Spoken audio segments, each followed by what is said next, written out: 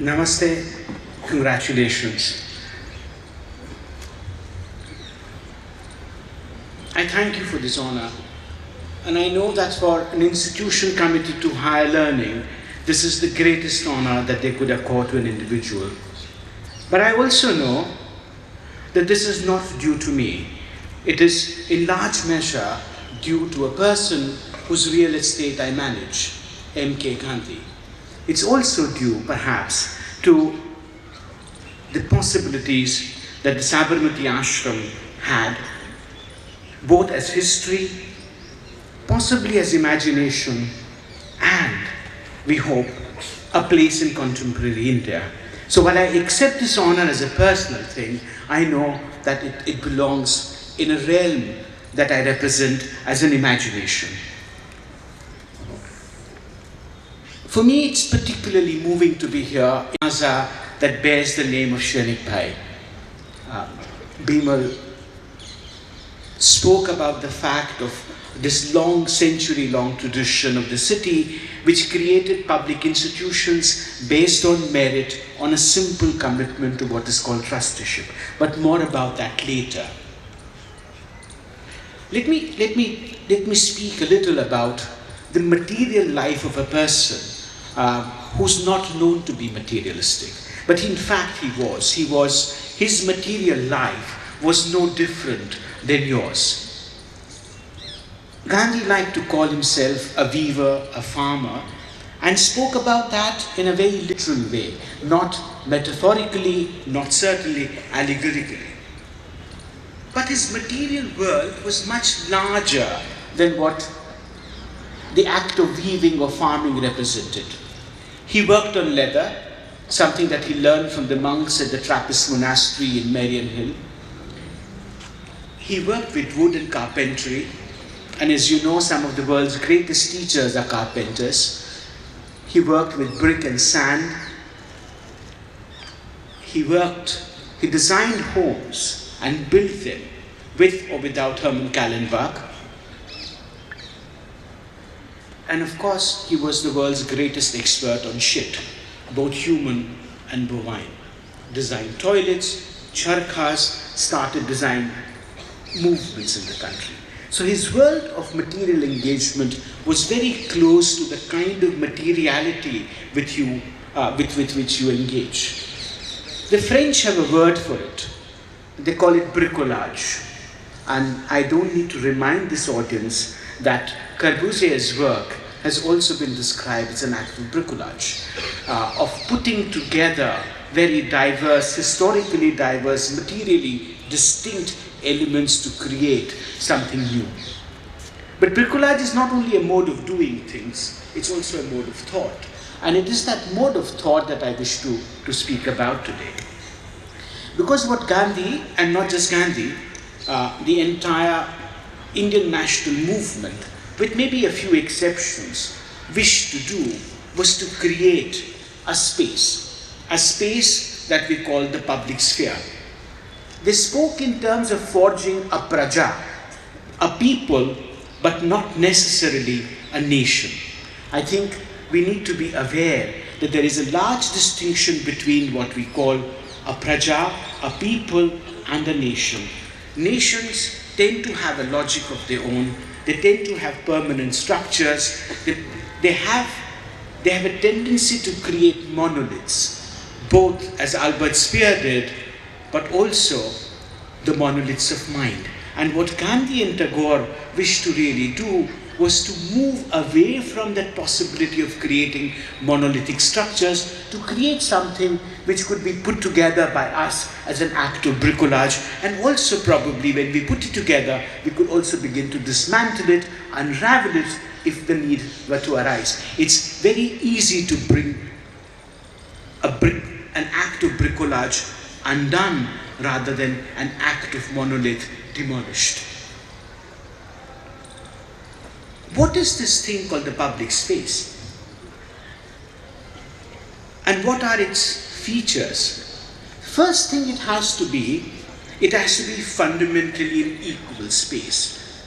And not a level space, an equal space. Because now we tend to speak in terms of level public playing fields. but it has to be an equal space. And it was a great challenge in a society whose creativity seemed to lie, and perhaps continues to lie, in our ability to invent newer forms of hierarchy, newer forms of inequities, and nurturing and nourishing age-old inequities. How do you actually create an equal space, a fundamentally equal space in a society that was so deeply hierarchical, remains so? The other challenge was, but can space by itself, without us making it so, be violent, be limiting, be oppressive? We know that spaces are capable of limiting our freedoms.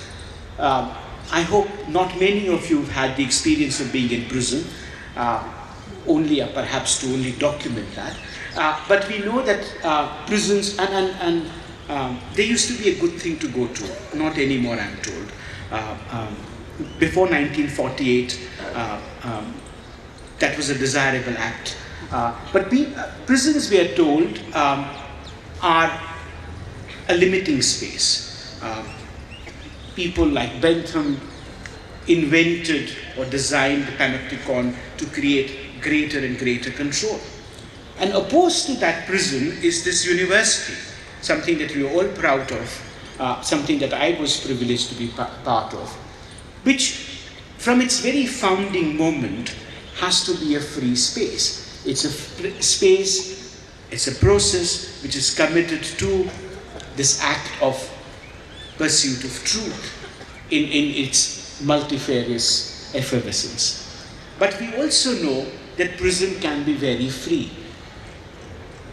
Some of the greatest literary works of 20th century have been written in prison by prisoners.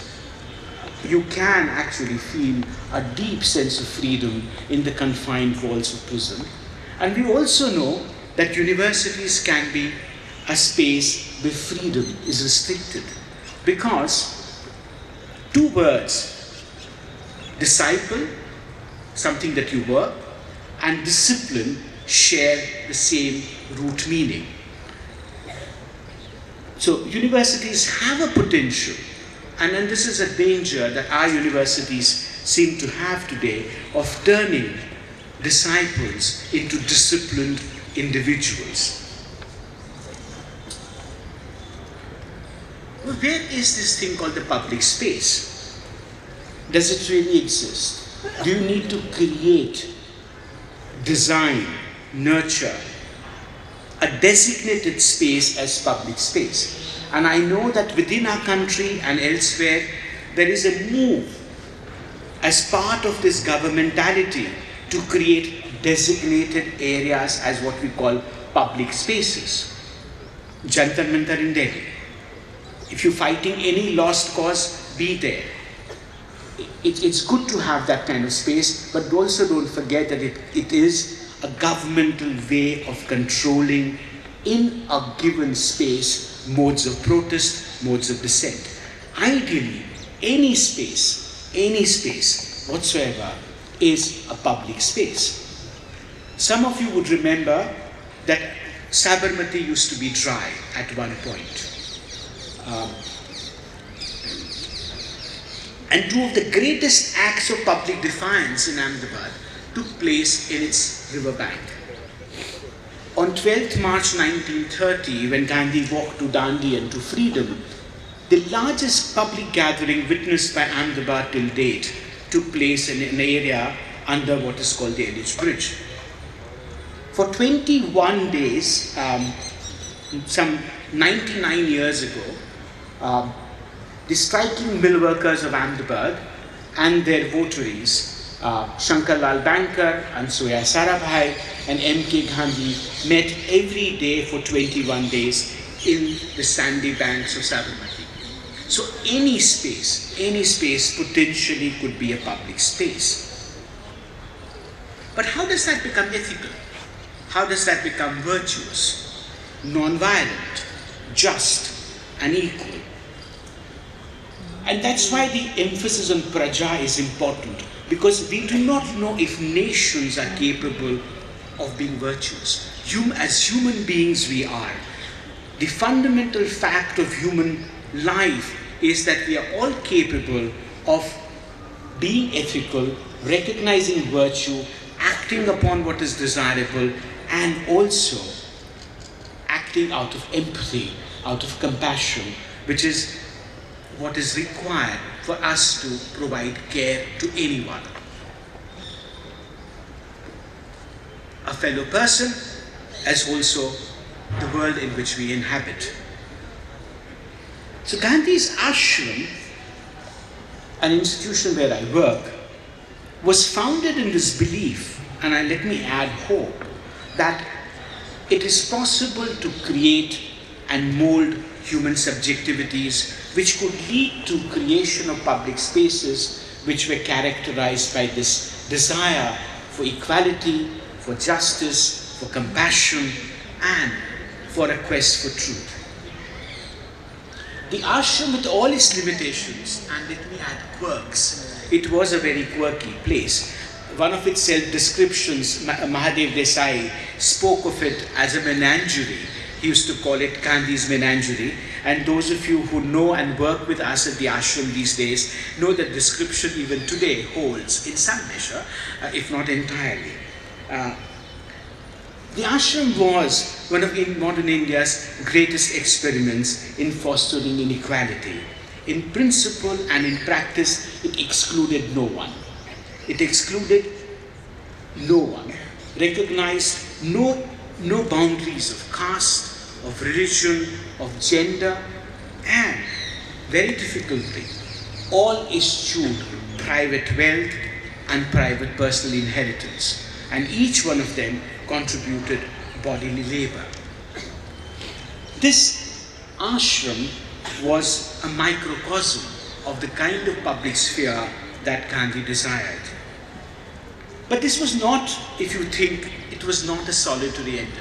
There were similar experiments taking place, and these institutions were in conversation, not always easy, quite often an acrimonious conversation between, let's say, Shantiniketan and Shri and the city of Ahmedabad. You know that the architect who built two of Tagore's houses also built two houses in Ahmedabad, one a personal house and another an institutional structure. With the ashram at Pondicherry, with the ashram on Arunachala, this created a kind of an ecology of conversations where the desire was to create a space that was non-rapacious. And I think that's something that we must recognize, that Indian public sphere has become rapacious in more ways than one. It has become violative of the body. It has also become violative of virtue. This institution and this plaza, named after Shri, is a reminder to us of what we hold dear in the city. The institution that we are proud of are all creations of an idea of trusteeship that is fundamental to creation of public sphere, as public institutions are fundamental to any idea of citizenship. The CEPT, the NID, the Ahmedabad Education Society, the LD Institute of Indology, not just the museum, but the archive there, the IIM, the Atira, and let me add, the Sabarmati Ashram and Gujarat Vidyapeeth, were all creations of this act, this commitment to trusteeship, which has been unique to this city, because as no other city in modern India has created such a range of public institutions through this commitment to the public realm and nurturing of a quest which is based on merit, something that excludes no one. Our endeavor at the ashram is to be part of the ecologies of these institutions. As movements recede, as imaginations become frayed, institutions which are bearers of the tradition also tend to become frayed. And I think we went through a process of being recessive in our imagination, having lost our hubris somewhere, having lost our confidence, our root, probably we are now ready to recommit ourselves to this life of institutions in Ahmedabad. And it would come to as a surprise to some of you, but it should not, that the act of reimagination of the ashram began with a technological project and is being sustained by an architectural project. We are in the process of creating one of India's largest commons as part of the digital commons. We are also leading a movement, not just in India, but also in South Africa, to creating what we call open source archiving movement that the ashram has become an advocate of. We are becoming part of what your teacher Manuel Castell would have said, a network society. Public sphere, in order to qualify, has to be public, has to be open to public scrutiny. And we are not talking about public scrutiny only of your accounts or an audited statement of activity, but fundamental assumptions through which this space is created and crafted. It has to be, to use one of our favorite words these days, well, for the past few years, it has to be an argumentative space. It has to be a dialogic space. It has to be a dissenting space. At the height of the non-cooperation movement in 1920, a very perturbed Tagore engaged Gandhi in the philosophical debate about the nature of negation itself and said, what is this neti, not this, not that? Is that the message that a free India needs to share with the world? And it is that kind of polyphony of the national movement that created both the public sphere, the political processes, and the nation state that we have. But you would ask, where is such a space? Is this utopia? And my answer is yes. It is utopia in its original sense, that it is no space. And therefore, its location, probably its only firm location, is in our conscience. And conscience is to a human being what a police station is to a citizen.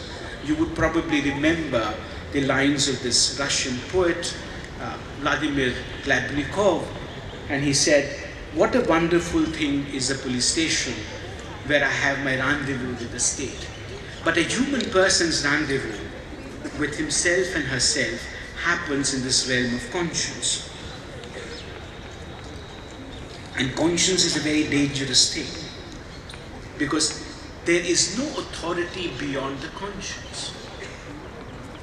I remember this incident when, completely perturbed by Gandhi's reinterpretation of traditions, he was asked, where does authority reside? And he pointed to his chest and probably to that very space from which one of the bullets entered his body. He said, authority resides here. But if the final authority has to reside in the human person, the responsibility of that person to know and recognize the self increases. And I hope that what your teachers have been able to do is to give you the capability, the wherewithal to recognize who you are.